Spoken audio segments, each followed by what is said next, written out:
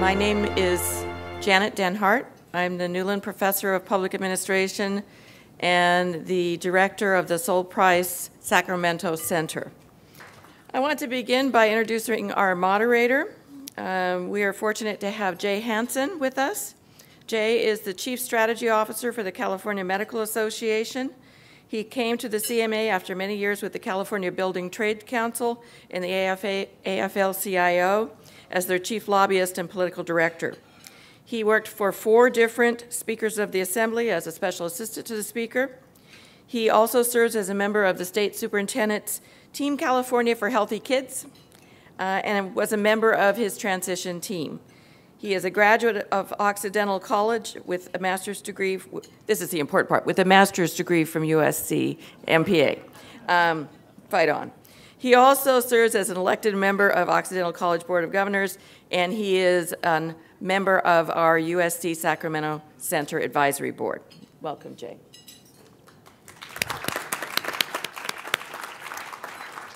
We are also honored to have 3 very distinguished panelists. Dr. Dana Goldman is the Leonard D. Schaeffer Chair and Director of the Center for Health Policy and Economics at the University of Southern California. He is the Editor-in-Chief of the Forum for Health Economics and Policy and also serves on the editorial board of a number of other professional journals.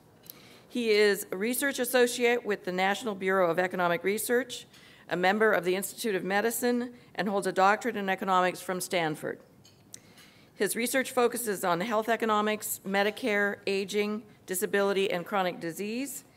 Dr. Goldman's recognitions include membership in the Institute of Medicine, the inaugural MetLife Foundation Silver Scholar Award, the Eugene Garfield Economic Impact Prize, and the NIHCM's Alice S. Hirsch New Investigator Award. We're honored to have him with us.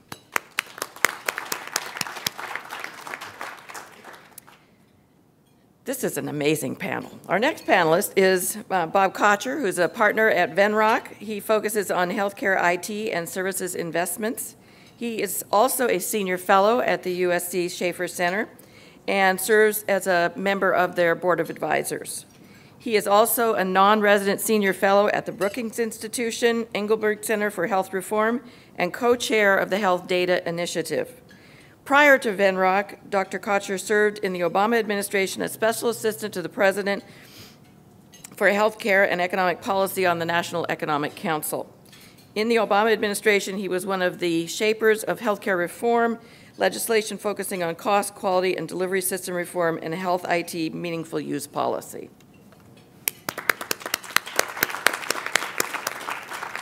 Peter Lee, who will appear in a moment, is the executive director of the California Health Benefit Exchange. Prior to working for the Health Benefit Exchange, he served in the Obama administration, helping to establish the new Center for Medicare and Medicaid and Medical Innovation. He served as the Director of Delivery System Reform in the Federal Health and Human Services Office of Health Reform. And Peter had a hearing, and so he will be joining us as soon as he can. Before I turn the program over to Jay Hansen and our panel, I want to introduce a couple of special guests. First, Assemblymember Tony Atkins, who is the Majority Leader from the 78th District. Thank you for joining us. And I'd also like to introduce Assemblymember Dr. Pan, who represents the 9th District and serves as the Chairman of the Assembly Committee on Health. As chair, he's focusing on building healthier communities by expanding the transparency and oversight of government health programs, and ensuring that federal health care reforms are implemented in California efficiently and effectively. He also continues to practice medicine at the Effort Oak Park Community Clinic. Dr. Pan has graciously agreed to give us a brief legislative update before we begin. Dr. Pan? Well, thank you so very much. It's truly a pleasure to be here, and you have a great panel here that's going to be talking about the exchange, which is so important to the success of our implementation of the Affordable Care Act. I just want to say, first of all, that this is a long road coming, that we're actually just kind of at the beginning of, and so California has been at the forefront of implementation of Affordable Care Act. Our speaker, Jonathan Perez, was the one who carried the bill to establish the exchange. We have been a leader among states in terms of our implementation of the Affordable Care Act. But despite being a leader, I will say that there's still a lot of work to do. I'm not sure how the states who are farther behind us are managing to get everything done. We're certainly working very, very hard to put things together to be sure that we can successfully implement the Affordable Care Act in January 1st, 2014. As you know, or hopefully know, the governor's called a special session to discuss for bills related to both the exchange as well as Medi-Cal expansion. Both parts are needed to be sure we can maximize coverage to as many Californians as possible. We do know there's still going to be some who are left out, but we'll have to figure that out as well. But we're certainly going to try to do what we can to expand coverage to as many Californians as possible. So we're going to have some bills in the special session, including individual market reform bill that's going to help set some rules for the exchange. But I think as we focus on the special session, I remind people not to ignore what's going to happen in the general session as well, as we're going to continue to make adjustments. And then when 2014 happens, it doesn't mean that we're going to make our best possible assessments, and folks in the panel are going to be talking about that. But this is going to be an ongoing process. We're going to need to make adjustments on an ongoing basis, corrections as we get experience in how the exchange actually does work as things play out. So this is just the beginning of a journey. So that we're all on that I think is going to lead to a much better healthcare system here, both in this state and this country. So it is a very exciting time to be working on all of this. I think your panel is going to give you some really great insights into this, but we are in this for the long haul, and I hope all of you are, and so it's a privilege to be here with all of you to make these remarks, and again, looking forward to having everyone here engaged in the ongoing evolution of our healthcare system that we can better provide access to affordable quality care to all Californians. That's where we want to get to in the end. And so hopefully we can, we're all on this journey together and we all share the same goal. So again, thank you so very much for having me here. And it's great that you're all here to listen to this wonderful panel. Thank you. Thank you so much. Thank you, Jay, and it's a pleasure to speak with you today. I'd like to talk a little bit about how we make our health insurance exchanges better, and to do that I'm actually going to draw an analogy with a market that you might not think has so much to do with health reform, and that's the Medicare market. And really I think when we think about the health insurance exchanges, the question we want to answer is, are private markets the problem or the solution to high spending? And do we want large or small health plans? And so I'd like to go through those two issues in a little more detail. And I think it's important to recognize, what are the advantages of private insurance markets? Well, the advantages that proponents would argue is it's freedom of choice for consumers, and that there's some notion that we'll be more efficient in providing health care through competition. But the disadvantages of private insurance markets are also clear. The first is individuals may not be making wise decisions about their health care, and we don't want insurers to compete by trying to get good health risks. And what we want them to do is to compete by providing care most efficiently. And in fact, we always hear calls for single-payer systems. Paul Krugman is the most recent proponent of that. And the fundamental reason why I think people like single-payer is because you get to avoid both of those two issues. We don't have to worry about insurers working to select good health risks, and people get a healthcare system that we know is going to deliver a certain level of quality. So I want to tell you about research that helps put us on that spectrum. And the first thing to note is we know what affects how people choose their health plans. The first thing is the price, the premiums. The second thing is the benefit design and the formulary, that is, their prescription drugs. They also look at the depth and breadth of provider networks, and also they relate it to their health. So, for instance, a health plan that's very good at managing cardiovascular disease would appeal to someone with, say, congestive heart failure. But there's also another part that people don't realize so much, and that's willingness to accept financial risk. Some people, for instance, have high deductible plans. They also have, for example, high deductible auto insurance. And some people like every dollar covered. And that has to do with preferences that people have and a willingness, whether they'd rather prepay to avoid risk or whether they're willing to take on some of that risk. And of course, that's tied to income and wealth. But there are some other factors we need to worry about and that people don't do such a good job modeling. And one of them is uncertainty about what a health plan is. And I'm going to show you some data on that on the next slide. There's the hassle of making a choice. And so those of us who work in this field like to believe that people are going to pore over the summary of plan benefits and spend half their lives searching the websites to know every nuance of a health plan. But the reality is we all lead complicated lives, and our willingness to engage in that activity differs a lot. And so there are a bunch of employees who were asked, do you know what your deductible is? So the primary feature of a plan, a high deductible health plan, is the deductible.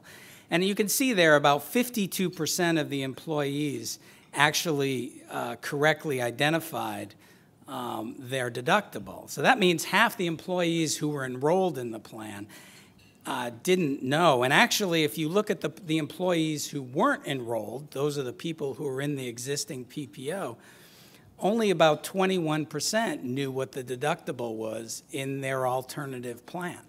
So if we think, are people making choices, it's a little disconcerting that people aren't understanding even the essential difference between their two health plans. So can we design a market that works given these constraints? And I would argue that the experience with Medicare Part D, which is the prescription drug benefit that's been around since about 2006, provides a useful experiment to understand what's going on. And I want to take you through, this is some of the research that we've been doing at the Schaeffer Center. What you see here is the average monthly premium in Part D. And you can see that it's been going up over time. That's because drug spending goes up, and it went from about $26 a month to about $38. But if you look back at the projections that were done at the time of implementation of Part D, the projected cost by 2013 was about $40.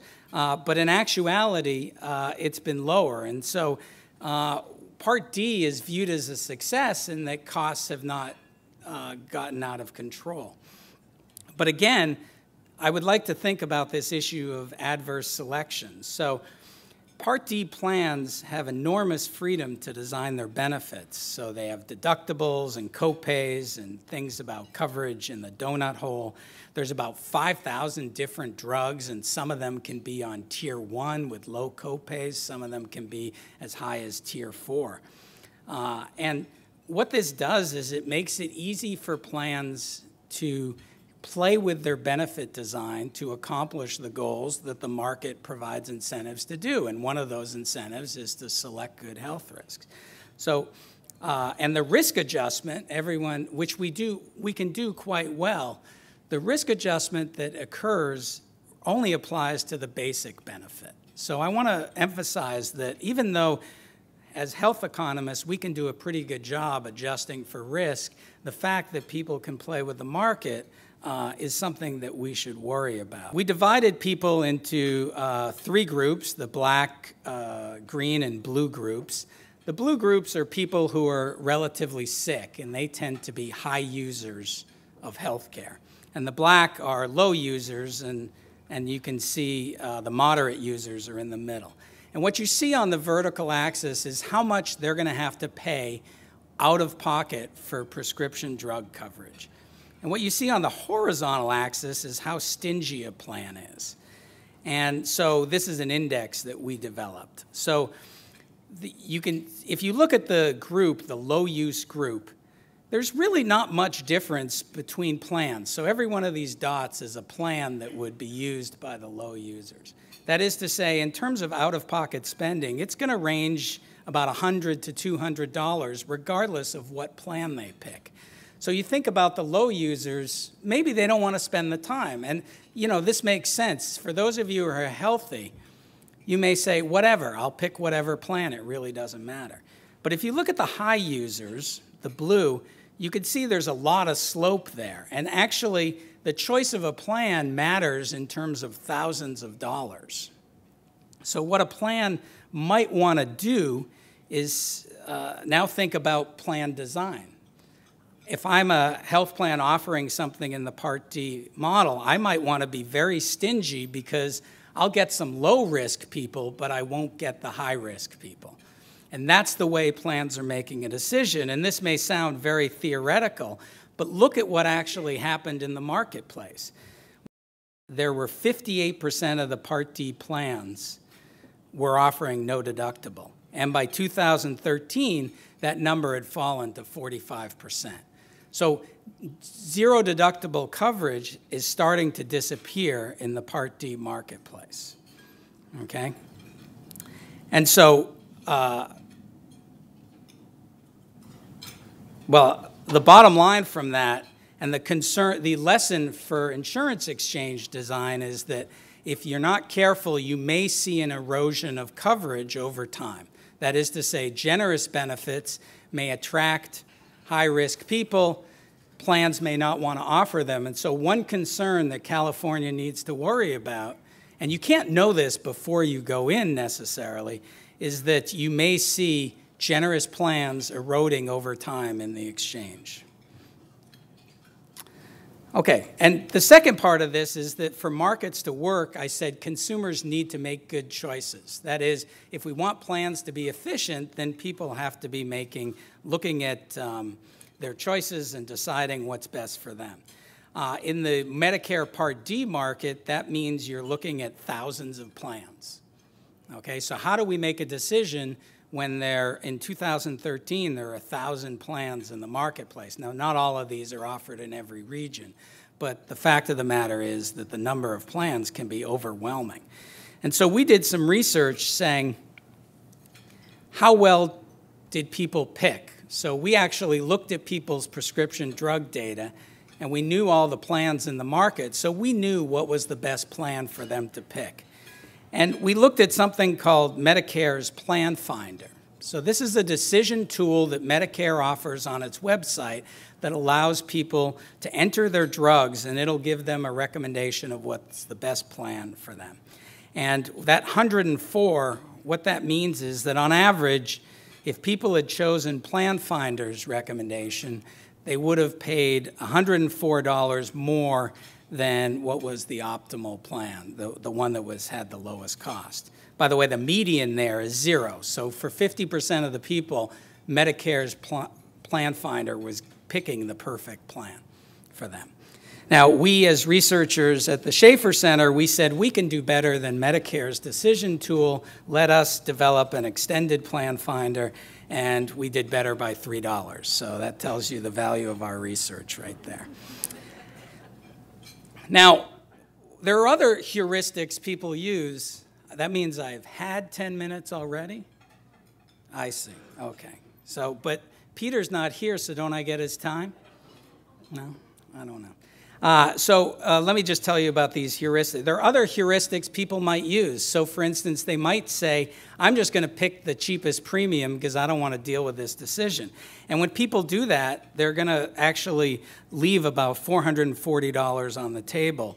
And if they just pick randomly, they'd leave $600 on the table. Now the question is, what were their actual choices?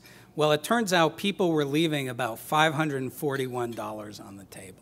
Okay, so people are not making the right choices, and in fact, they're emphasizing premiums over the benefit design. So they're not using these decision aids.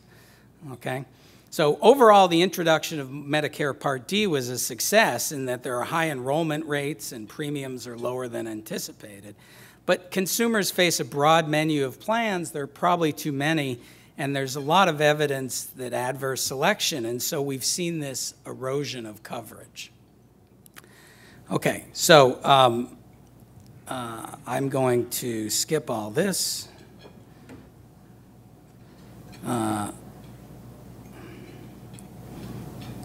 Okay, there's another part of Medicare, which is Medicare HMOs, and what I'll just say about that. The history of Medicare HMOs, which are similar here, is that has been one of expanded access through higher reimbursement. So there is not a history that competition among plans in Medicare have been able to lower costs. So competition could work in Medicare, but we have not yet designed the system to achieve it. And so I want to finish with something that is of great concern. This is my last slide.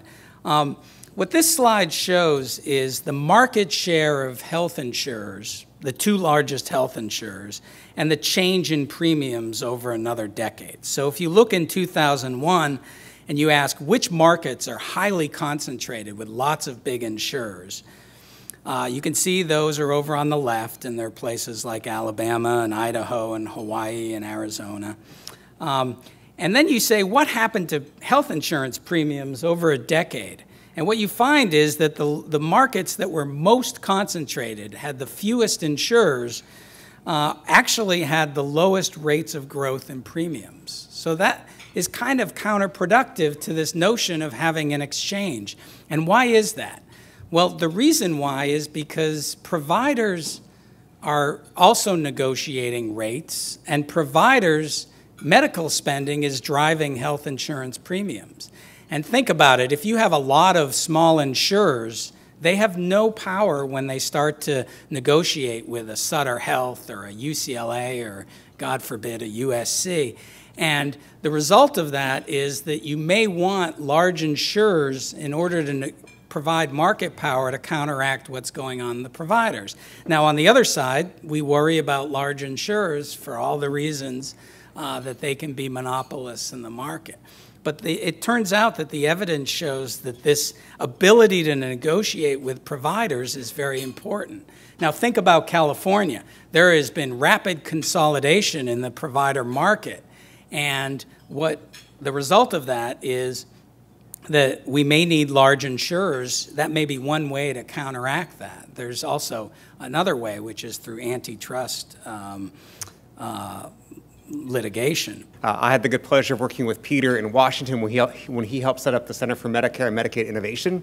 And we are lucky to have him back in California because he's one of the only people that's ever run an exchange before. And for that, we are lucky that he has learned, I think, a lot from that experience.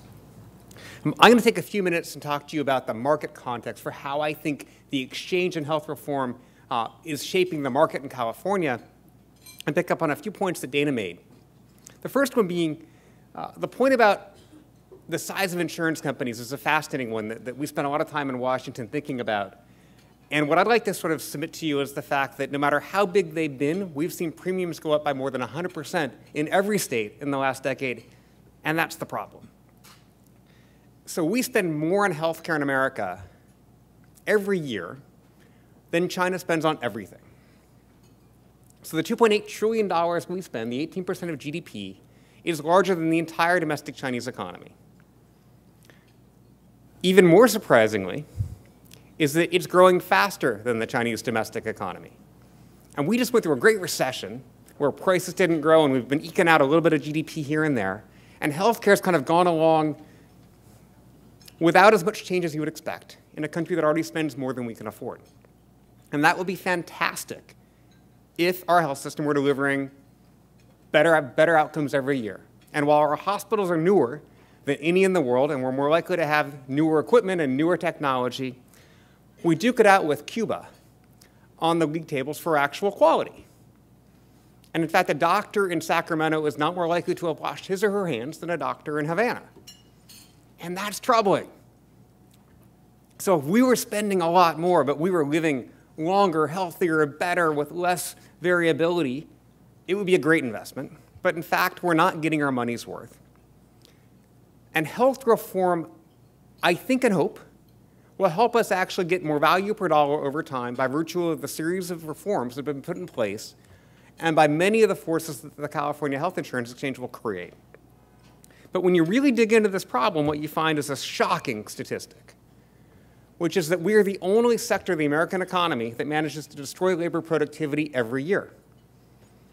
Healthcare actually loses 60 basis points of labor productivity per year. And so over the last 20 years, part of the reason why premiums have gone up 100%, in fact, not part of it, the main reason is the fact that we take more workers per unit of patient to get the same outcome, which isn't getting better.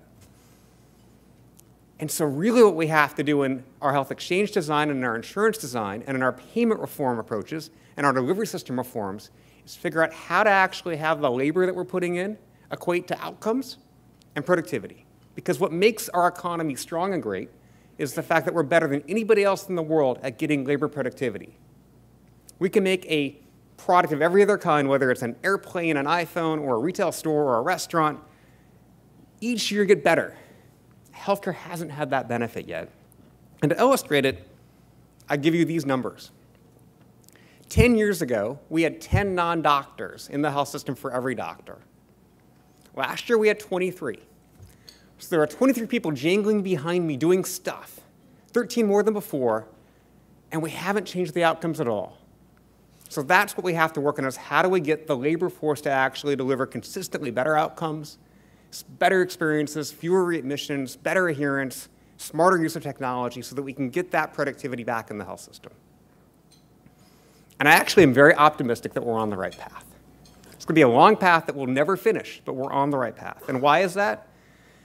Because healthcare reform scared the bejesus out of everybody, and we're seeing a series of changes take hold, largely driven by the private sector, that are forcing the delivery system, the insurance system, to actually get better. The other thing that I think we're on the cusp of is actually realizing that the patient affects a lot of the spending. And so Part D is one way to look at it, but the other way to think about it is that what happens actually a patient and a doctor largely determine. And which choices that patient and doctor make about which tests to get, which places to go, which systems of care to go into, how likely they are to adhere, how you actually create the benefit design, makes a huge difference on how we spend the money. And healthcare reform has set in force a series of new ways of thinking about this that I think we have a lot of optimism will lead towards patients actually caring more about what happens, and actually with all the cost sharing that many employers are providing, a lot of incentive to care more about how this occurs. Which leads me to how are we seeing the system change? What makes me excited and optimistic is that unique, I think, in the last 40 years, we're seeing both the demand side, the patient side, the market side, the large employer side, and the supply side both actually rethink how they interact with each other. Suppliers are forming new systems of care, are shifting care to different locations, are taking new risk-based contracts. And then in the middle, the intermediation, which is pretty frictional historically, is getting smoother, which I think is thanks in part to exchanges, but also to health plans who said, you know what? Nobody understands what coinsurance means, let alone what it costs. So let's think through how do we create benefit designs which reward behaviors which don't sort of eke it out through new cost-sharing innovations. And so when you get at this, what you see is employers, I think, taking the lead.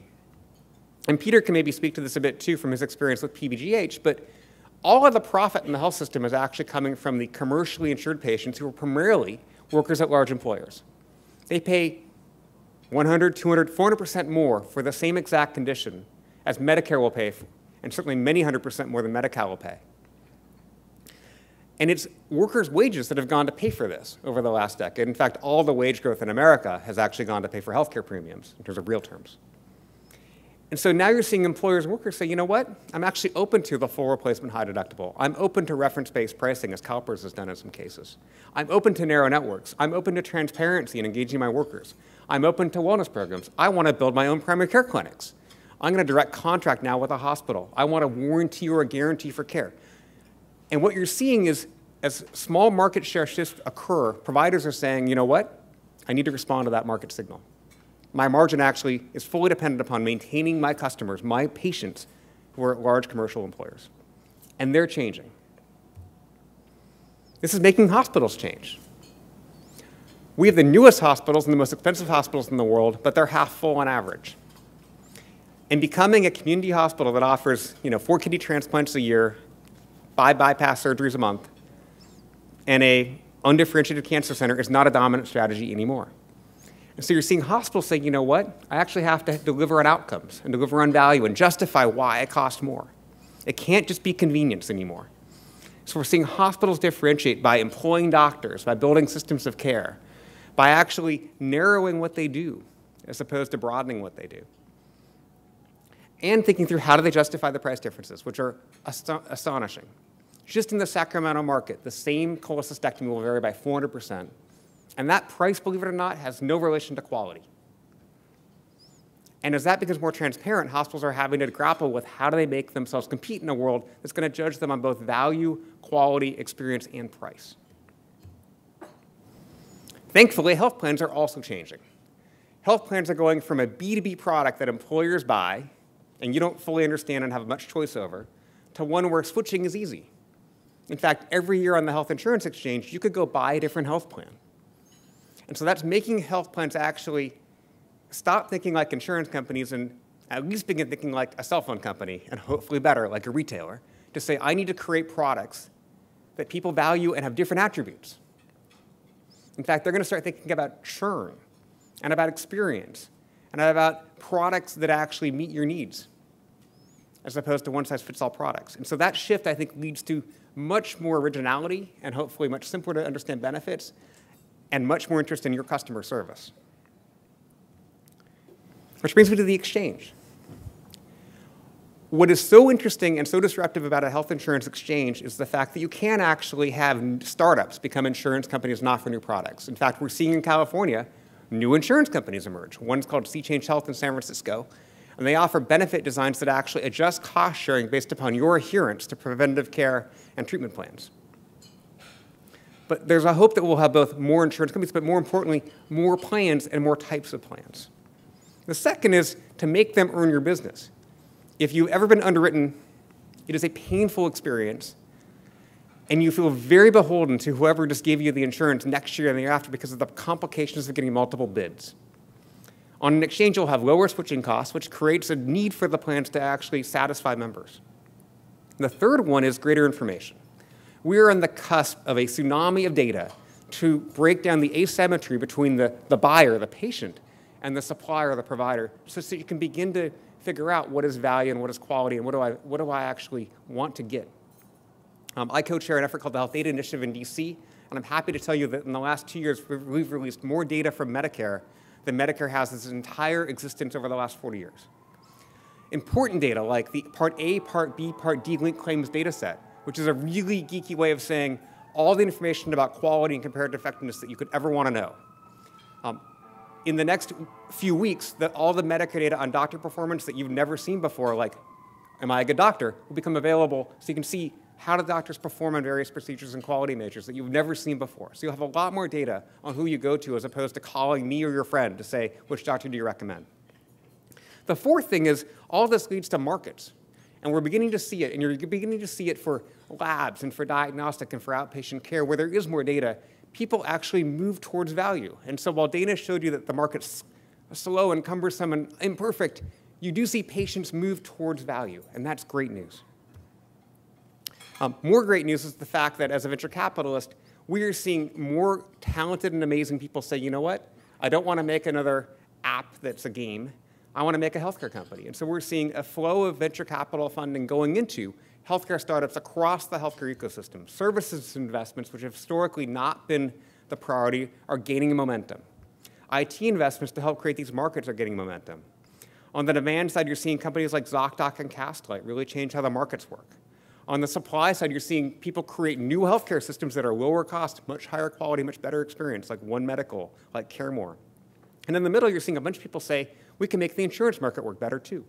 And so I'm optimistic that we're bringing talent, innovation, capital, and ideas, which will help us capture this amazing opportunity to save money in America. The last thing I'm going to leave you with is the future.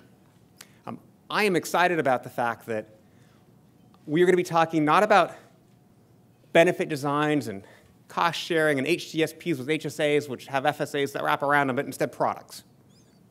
So you'll actually know what you're buying, and you know what? You'll like it. Because the health insurance product you buy is the most expensive thing you buy every year. It ought to be as fun as buying an iPhone. And we're going to be on that path. The second thing that's really important is we're going to actually begin linking the prices to value to market share. Imagine the day when patients flow towards lower cost, better value providers, and imagine what will happen in the market when that begins occurring, and we're beginning to see it. The third is We can do much better than sort of 5% improvement on almost everything in healthcare. And I think we're going to start seeing providers who are audaciously thinking about selling outcomes that are 50 and 100% better, who will guarantee the outcomes of their elective procedures, who will warranty your care for a year like everything else that you can buy, and who are going to be talking about the experience that they can deliver that's also unique and different from what other providers can do. And finally, that brings me to, I think that we're going to see retailers and consumer product companies and the rest of the economy inject itself into healthcare to create businesses that actually have those attributes and think about you as a patient and you as a customer and tailor what they give you to you, what you need and what you value. So with that, I want to thank you for your time. I look forward to your questions, and we're lucky to have Peter talk next. So thank you. Bob, thank you very much. And Peter, welcome. Hi. This is the first university-sponsored event I've attended here in Sacramento. So I'm going to go through, but also I'll go to the next Cal event too as an undergrad at Cal, so I'm very diverse in terms of my background. I'm going to give you a little sort of status report on where covered California is. I'm sorry I didn't get all the remarks, but some of the ones I heard really ring very, very true. And some of you may know some of this, but many of you may not. First, as you all probably know, covered California is a part of the state of California, but it's an independent part of the state. I and we at Covered California report to a 5-member board, appointed 2 by the legislature, 2 by the governor, and Diana Dooley, the chair, who is our chair, but the Secretary of Health and Human Services is ex officio, always on. It's a great board. One of the first things they did after I joined the organization was establish a vision and mission statement. And I want to actually highlight a couple of things, and it actually goes to some of the points just made. First, vision statement. The vision we have is all Californians getting access to care. You'll note that doesn't talk about insurance, doesn't talk about products, it talks about care and all Californians. We will have millions of Californians that aren't insured 3 years from now, 4 years from now, 5 years from now. We need a care system that has the safety net that is vibrant, that recognizes we have a history of sort of avoiding those problems. Covered California tries to think about those as the first thing we think about every day. Our mission, though, is to expand coverage. And you'll note a couple things embedded in that mission statement. Centrally, it's about the triple aim that we spent a lot of time working on and thinking about back in Washington. I will note that Bob's leaving is one of the reasons I had to leave Washington, too, because he was one of the joys of working with him at the White House. And when Bob was gone, why bother going to the White House? But the 3-part aim of better quality, better health, and lower cost is central to what we're doing, with an eye for how it affects different populations differently, so looking at disparities and equity. But how are we doing that? We're doing that by creating a marketplace. Okay? And that marketplace is, and I want to come to some of the things that Bob was saying, is that you'll note in that mission statement, helping consumers to choose the health plan and providers that are best for them in terms of the value, defined by them, their definition of value. But it's not just health plans. It's recognizing that the action is at the provider level. It's at the hospitals, the doctors, the delivery systems, and so central to our vision is to be part of helping consumers be better actors. So it really resonates very much with Bob's remarks. This is a historic time path of our history here. I'm going to highlight a couple things and then go off message on the timeline. So as you know, California was the first state in the nation to say after the passage of the Affordable Care Act, we're going to control our destiny. Great. Last month, a couple red letter days, the federal government gave us approval to be a state-based exchange, contingent upon us continuing to hit the marks, but a very big deal. We're one of 17 states in the nation. Also last month, we got awarded what's called our establishment grant, $674 million that is on top of about $300 million we've already had committed from the federal government. That is close to $1 billion that the federal government is investing in the success of California of expanding coverage and changing health care. It's a big investment, and we're a very big state. I want to note that we had the opportunity last week to meet with the 17 other state-based exchanges in Washington. And these are, it's important. We have very, very good partners across the country, in Maryland, in Massachusetts, in Vermont, in Washington, in Oregon. If you add up the populations of all of the other 16, it almost totals California. Okay, we have a big lift. We also are different in a number of ways. And I want to underscore this because it's actually important. And we, and some of you heard me say, we operate within guardrails, state law, federal law. Many other states are operating within guardrails too. All of us are. Many states, including the federally facilitated exchange states and those that are doing state-based exchanges, are seeking to comply with the laws out there. California has made the decision that we are not seeking to comply. We will comply. I'm not going to go to jail, but we seek to lead. And I'm going to give you examples of that in a number of core areas. Before talking about that, though, I want to talk about one date, only one date, January 1, 2014. Okay? That is the date that is equivalent to when Medicare took effect 50 years ago. Okay. As of January 1, 2014, we as a nation are saying healthcare is a right, not a privilege.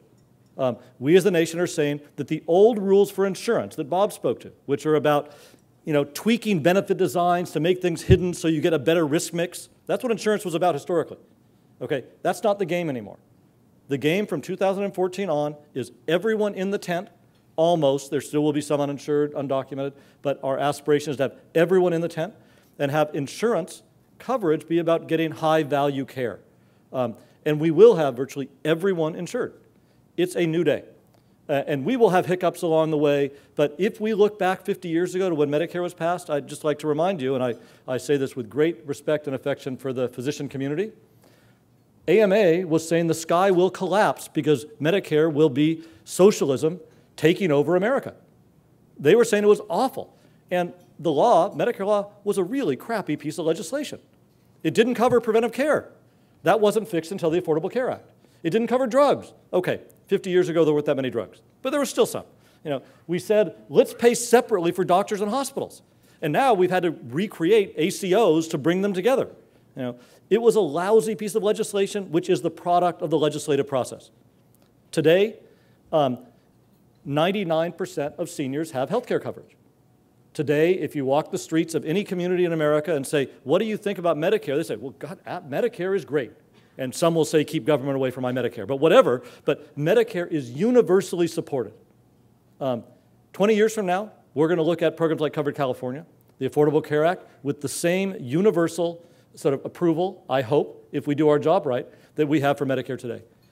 It is a BFD, to quote the Vice President. So January 2014 is a big deal. What does it mean to be successful at an exchange? 3 key things. Affordable health plans, cost-effective products. We are a marketplace. We have subsidies. We are the only place that individuals can get subsidies from the federal government. They are big subsidies depending on your income level. Only place. But you're still paying money. It's still competing with other economic choices families have, putting their kids through school, putting food on the table, putting a roof over their head. Affordability is job one. It's also job one in terms of changing the underlying delivery system. So affordable health plans, key foundation. Second, effective marketing and outreach. People need to know what's out there, that they have the opportunity. And finally, we need to enroll people effectively. So I'm going to come back to each of those and give you examples of how California is not just complying with the Affordable Care Act, but seeking to lead. Before I do that, though, let me table set of who we are talking about serving. So California is a very big state, as you know. 5.3 million Californians are the center of our bullseye. About half of them eligible for subsidies. This is subsidies from the IRS to help people every month lower their premium costs. And I want to remind you that this is not something new in America. The reason we have in California today 18 million people insured with employer-based care is we have a federal subsidy to help make that happen in the form of that not being a taxable benefit. That started in 1943.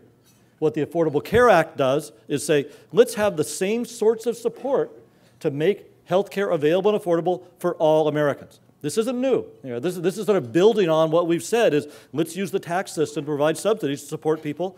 We now in the exchange will be doing that with individualized sliding scale subsidies for available to about 2.5 million Californians. About the same number don't qualify for subsidies, but now we'll all benefit from guaranteed issue. We'll benefit from knowing that if they are in a large employer and they're thinking, I want to start a small business that is the engine for growth of this economy, they aren't saying, I can't do that because I'll never get health insurance because I sneezed once. So they will benefit, But in terms of the exchange, 2.7 million, don't have subsidies, but come on down, shop at the exchange, shop at Cover California. Now, we are actually agnostic on where they buy insurance, as long as they get insurance. And I'll talk about that in a moment, about the changes that this program has brought to the market. And finally, there's about 1.4 million eligible for newly expanded Medi-Cal, assuming the state moves on a path that the governor has announced he will. So who are these people? Well, subsidy eligible. About half of them are Latino, Hispanic. And this is important when you think about what's different about what we're doing. We don't think about marketing and outreach as a secondary issue to Latinos and Hispanic. It's a primary issue, okay? Our success depends on effective outreach in Spanish. But second, Asian Pacific Islanders, a very, very diverse community, okay? But look at that, 370,000 subsidy-eligible individuals. That is more than there are subsidy-eligible people in the state of Nevada, more than there are subsidy-eligible people in the state of Utah, okay? We need to be, and we are, designing our marketing and outreach to reach specifically to communities that speak Mandarin, that speak Farsi, that speak Hmong. And part of our outreach has to be sensitive to the diversity of the state and to a very diverse state geographically, which has a very large rural population and is differently situated. So this map, if you can read it, sort of saying where, and you can, we'll get these copies for you so you can read the small print. The main story here, though, is, as you all know, healthcare is local, okay? California will not have one exchange. We're going to have 8 exchanges. The health plans that are offered in San Diego are going to be different than the health plans we offer in Sacramento, are going to be different than the health plans that are offered in Oakland, because they're different markets. We're currently in our process of selecting the health plans that will be specific and sensitive to each of the distinct markets. I won't go into comparing this, but you can actually think about mapping across this state the other 16 state-based exchanges. You know, upper left-hand corner is where Vermont would fit, then you move on down, but you get the sense of how big we are. Okay, 3 elements of our success. Quality plans that are affordable is number 1. We have a number of principles that are out there. A couple things that I'd want to note of where we are leading.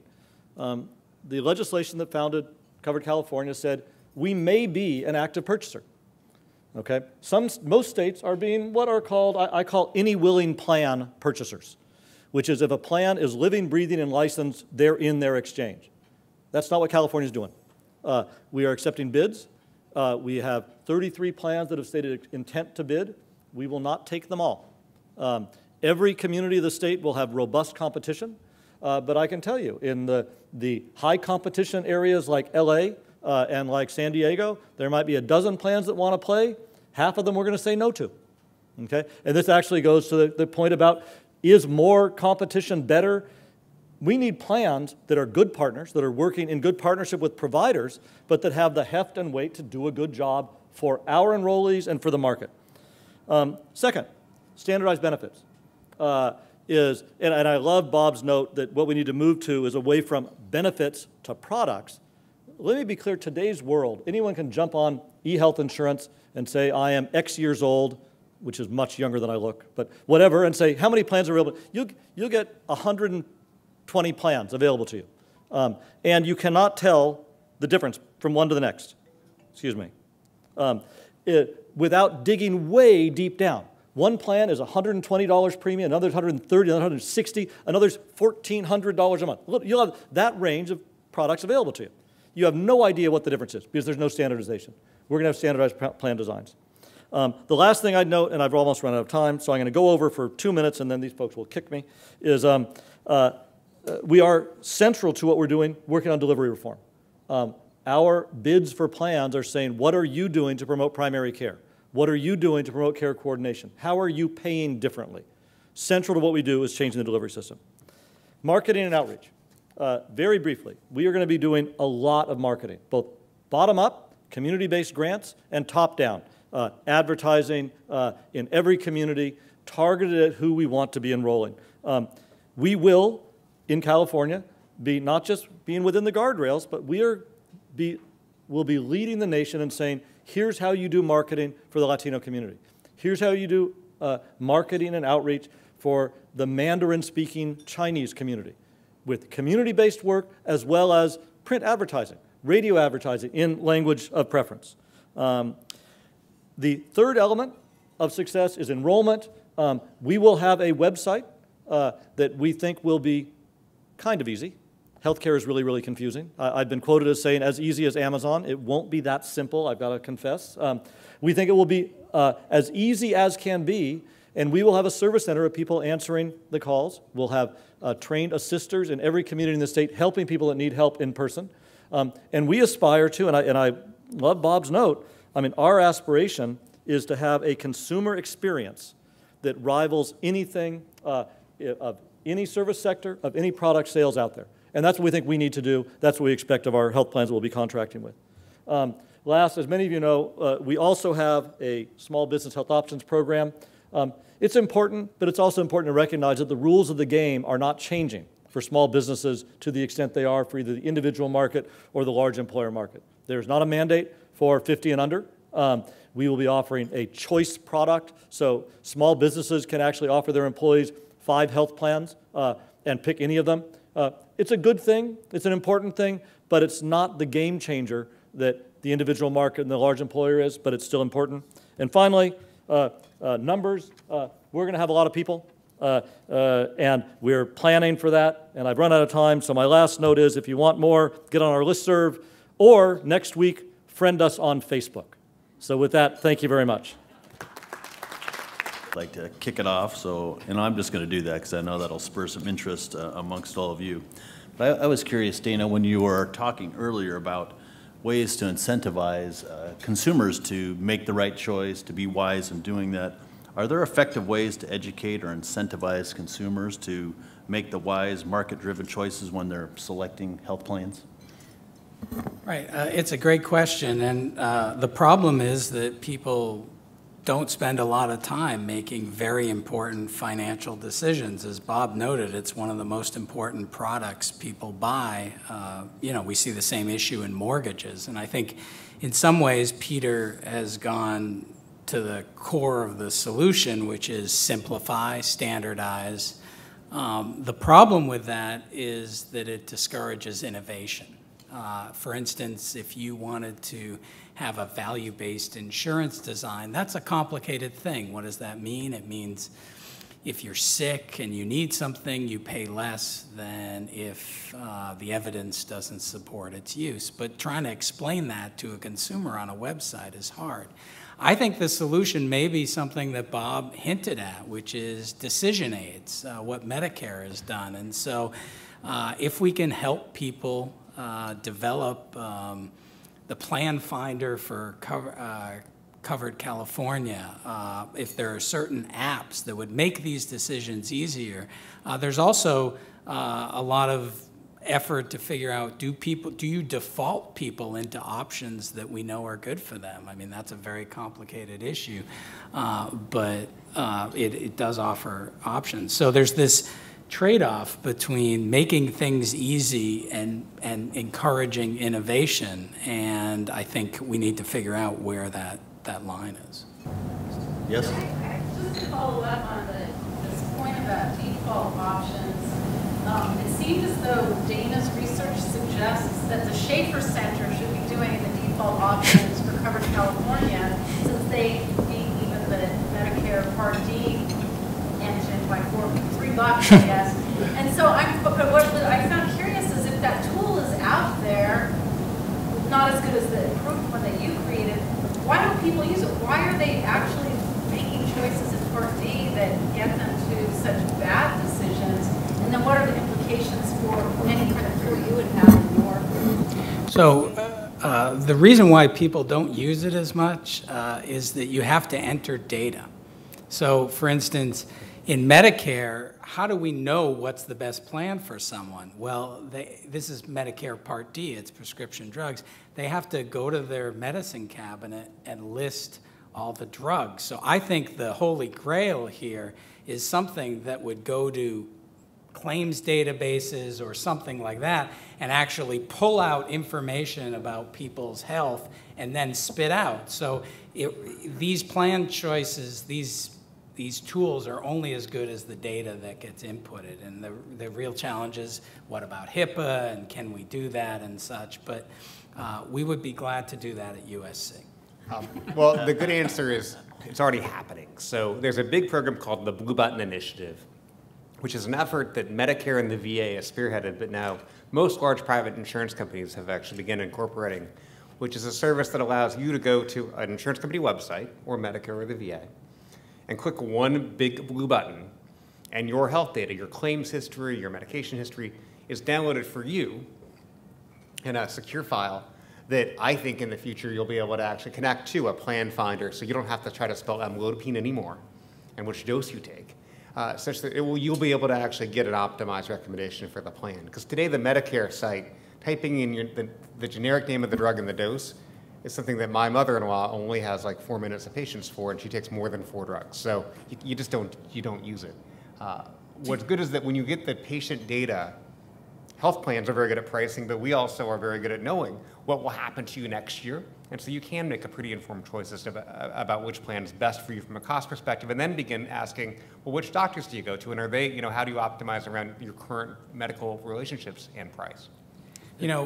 Just one point to add about that.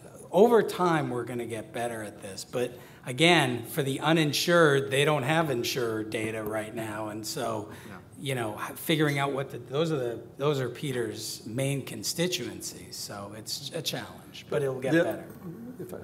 Two things I'd add to that. One is the good plan choosers will have anywhere from 1 to 5 questions, say, tell us about your utilization.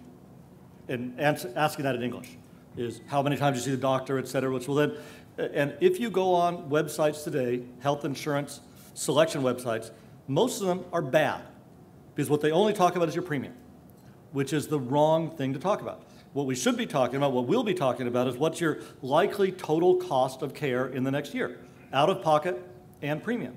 And as good as the tools will be though, one of the things we need to watch out for is, rear view mirror look is kind of predictive, but it'll be wrong a bunch of the time because people don't plan to have a car wreck, et cetera, et cetera. And so, you do estimators as good as possible. Even with claims data, it will still have people that will get surprised, but still, we can do a lot better than we are. But people are lazy.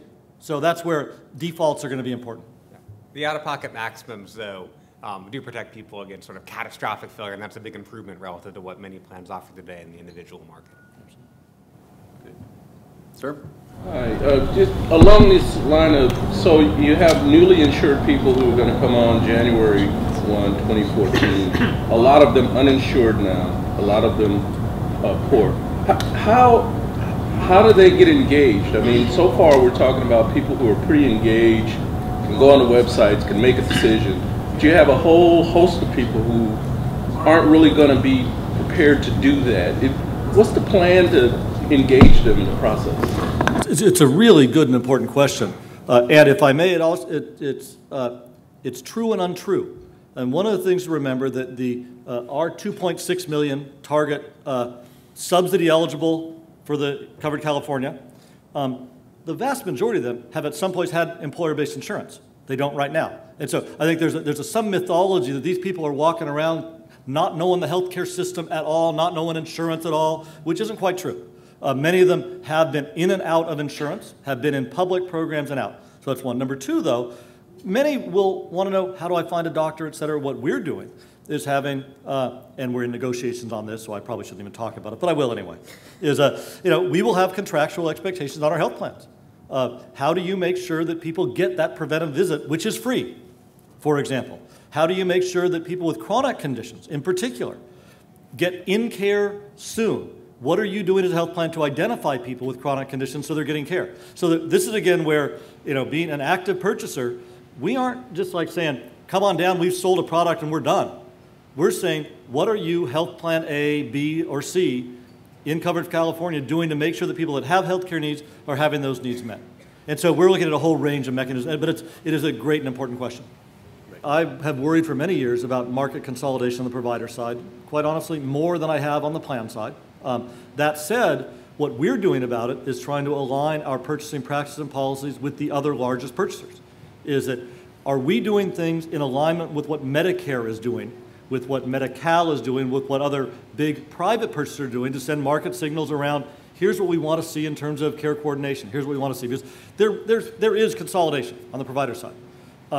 And one of the things that I've found striking in my history of working on these issues is, as big as PBGH was, little sliver of a particular provider's block of business. Some, and I think Steve Shortell, which I'm happy to note, a UC person while I'm at a USC event because we're a bicameral place, is it pulled out of the air that when a provider's, whether it's a health system, a hospital, has 30% or so of their market that is value-based, that's capitated or otherwise they need to play, their practices change. They see things differently. They become not a volume enterprise, they become a value enterprise. When pushed, Steve said, I don't really know, I pulled that number out of the air. But there's some tipping point.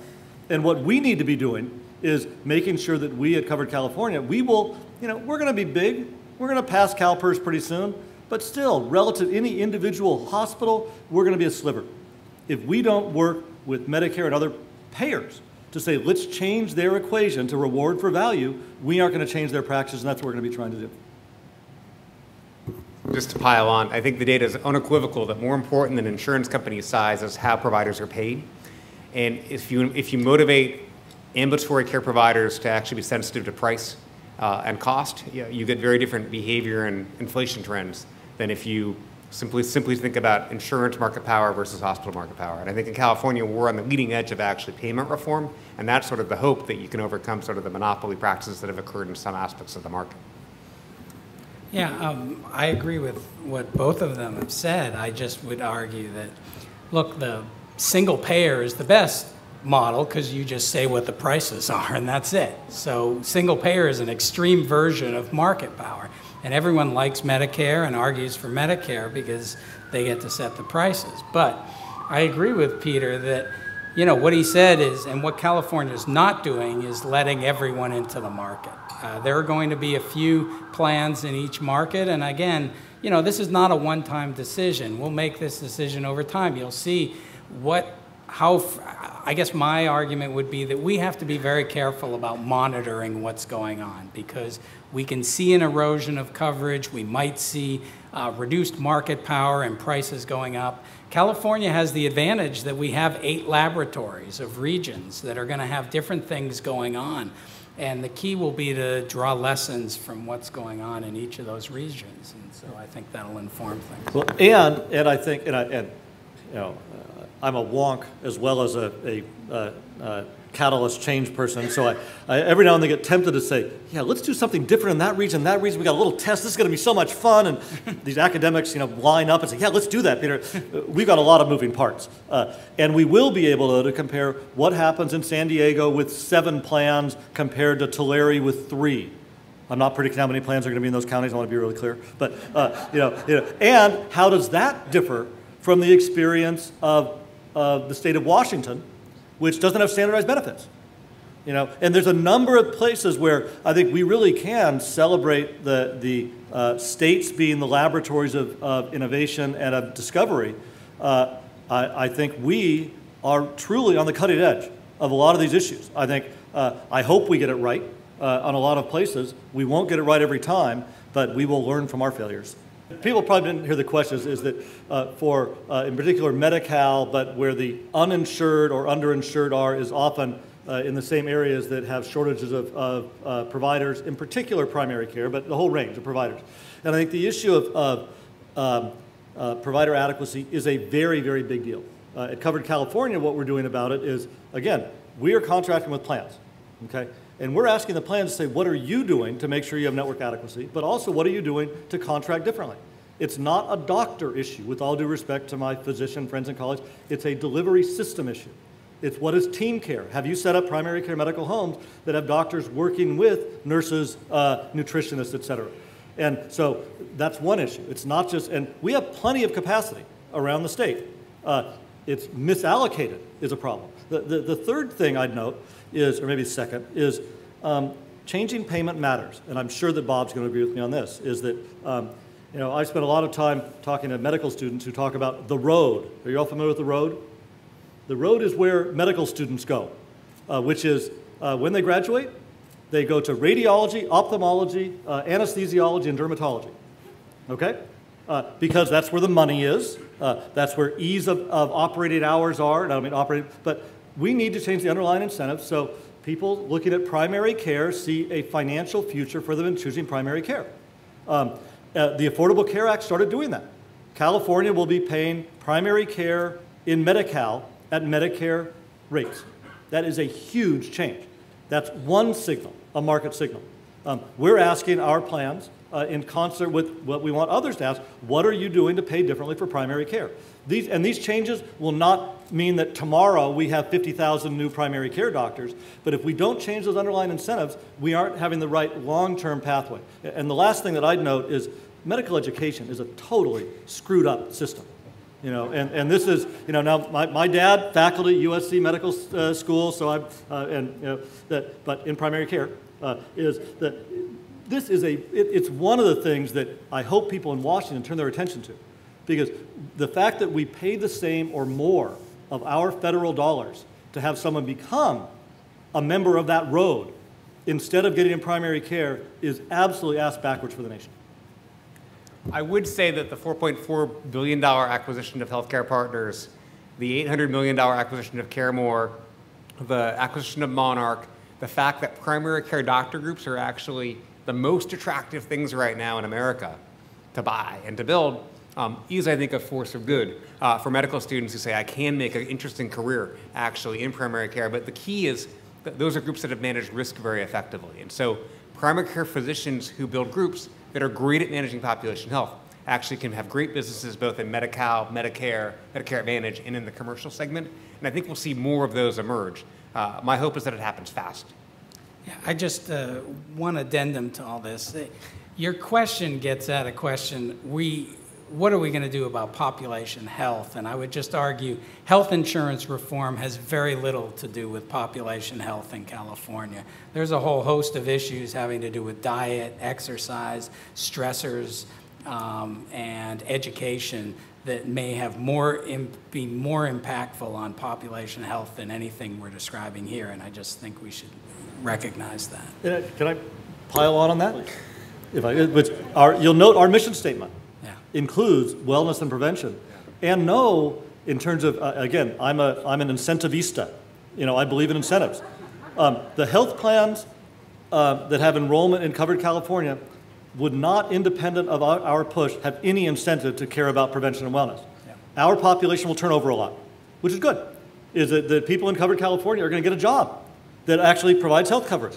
You know, we're estimating that on average, a covered California enrollee will stay 3 years. 30% will turn over every year. Now, the large employers that invest in prevention have people that stay 20 years, 25 years. What that means to us is we need to partner around public health initiatives with public health departments, with large employers, with communities, because that's where the action is going to be, not on a covered California basis. And it's not any, you know, nor is it, with all due respect, even on a CalPERS basis. They aren't big enough, even though they've got a long-term track. So those issues are ones that we all need to be looking at. The question was, given the track record of large IT builds not going all that well, why am I confident? A couple things.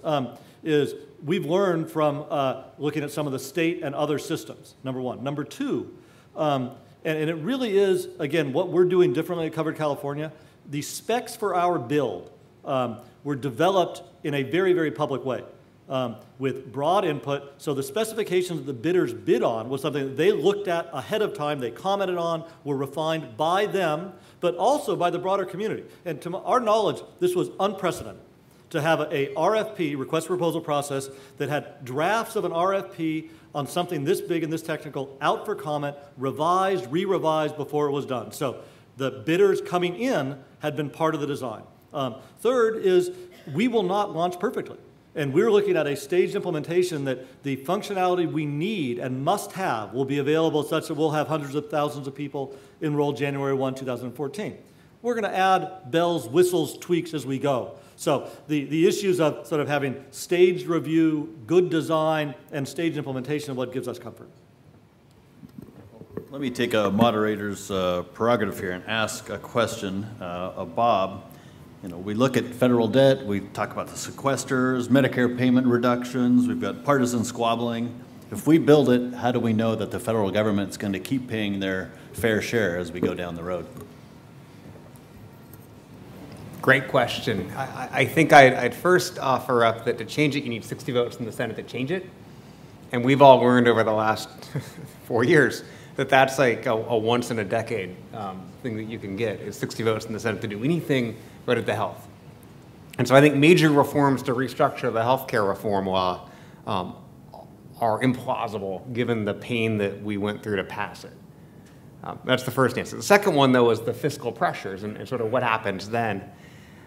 And I think that depends a lot on what happens in each state and in the U.S. health economy. Healthcare spending has grown for the last 3 years, actually, at its lowest rate in the last decade. And actually undergrown relative to what the forecasts were. So we're saving money we hadn't expected. Now, I think that that's due to lots of macroeconomic factors and probably not primarily healthcare reform. But if that trend line stays, we're going to be in a better position than if it accelerates. And so how we see prices and premiums evolve over the next few years will, I think, in large part affect the ability of the federal government to continue to support the program that we designed it.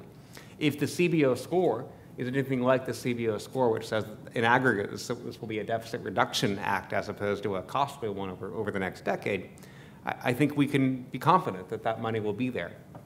If medical inflation goes the other direction, if we have a debt crisis, then I think we need to think through how we're going to finance that. But fundamentally, what happens to broad national health expenditure and medical inflation, I think, will be the thing that drives that. Today, the money is actually in a lockbox, and Washington allocated and actually not easy to get at without the Senate changing the law. And so that makes me say it's very likely to be there. That said, we need to count on Peter and others and all of you in the room to actually push towards the delivery system reforms that we need to have happen if we're going to be able to pay for this in perpetuity. So my former partner is a medical director at FQHC, and we would often have fights over the dinner table, since I used to be on the board of NCQA and a big measurement booster, and he'd say, "Oh my God, you guys are measuring us to death." He did. So that said, I live and breathe what the struggle you are under, but a couple things from our practices that covered California is, I noted early on that our board identified 6 values. They start with being consumer-centered, being a catalyst. The end one is being results-oriented. So we are all about measurement. That said, a core practice is to not build new measures, rely on what's already out there. And in some cases, if there's not something out there, we'll work with others and try to prod stuff along. So that's one. Number two, in the measurement we're doing, we are absolutely measuring all the time what are results of existing measures out there, whether it's on C-section rates or maternity care or diabetes care, and then doing the slicing and dicing to say, are we seeing different results by ethnic category, by language, by income level, by urban, rural. So we'll be looking every which way into our evaluations for what are the implications. I think one of our broader challenges outside of the care is that we need to be monitoring, this is a comment made, on what are the impacts in terms of coverage. What are changes that employers are doing in their coverage? Issues that are not just about covered California exchanges, but are broader issues with the Affordable Care Act. So having good measures that are not increasing burden on those that are on the front lines, hallelujah. Having good measures that understand our impacts are central to what we do, but we all need to look at monitoring the broader effects of the Affordable Care Act. Great. Well, I was intrigued by something you'd said earlier, Peter, and by the mission statement, I think, of Covered California, talking about the positive impacts on overall health for California. How can Covered California be designed to positively impact the health behaviors of the consumers? Well, again, when I think about, and I think that either Bob or Dana are probably better situated to talk about some of these issues, is issues of lifestyle, of diet, of exercise are less about what any health plan ever does as they are about community design, about incentives that are about what you pay for, what you eat, and how you eat it. So we are looking forward to being partners with broader community prevention and wellness initiatives. And again, I'm an incentivista, and there's interesting value-based designs, et cetera. I will note that we had a very interesting dialogue at Covered California on the issue of, do we have additional charge for smokers? Okay, so there's good information out there about charging smokers more may mean some get involved in the smoking cessation programs we're going to have. At the same time, we know that smokers are more apt to be low income, more apt to be people of color. would that mean that some of those people that we want to have insured would be less apt to get insurance? We decided to tip the scales on saying, let's not use this area of value-based benefit design, which is a type of value-based design. Let's get everyone insured and then try to get them in a smoking cessation program. So, I mean, there are some examples of where you can use designs that are specifically targeted toward lifestyle issues like smoking cessation programs, promoting it. We'll be measuring which plans do a better job around that. But more broadly, it's, you know, prevention and wellness is a community issue. It's not a health plan issue. Thank you all for attending. Can we give our panelists a round of applause?